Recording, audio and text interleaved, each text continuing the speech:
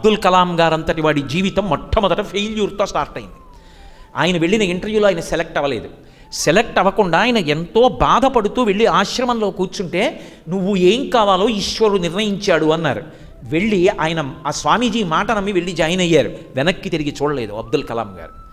ఒక్కొక్కసారి జీవితంలో ఒక ఫెయిల్యూర్ వస్తుంది. అందుకే బహుశः ప్రపంచంలో ఎవరు అలా డిఫైన్ చేయరు. తన అనుభవంతో కలాం గారు అంత అద్భుతంగా డిఫైన్ చేశాడు. ఎవరి కోసమో తెలుసా? మీ అందరి కోసం.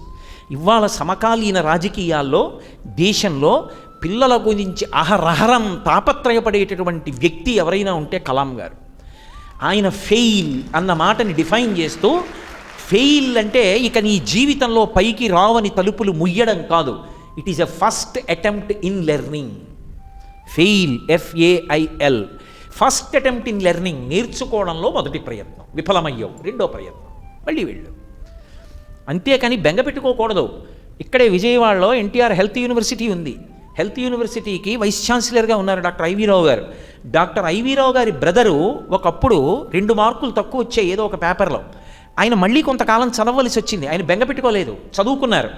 చదువుకున్నందుకు భారతదేశంలో ఎవరూ పొందనటువంటి కీర్తి ఒకటి ఆయన పొందారు.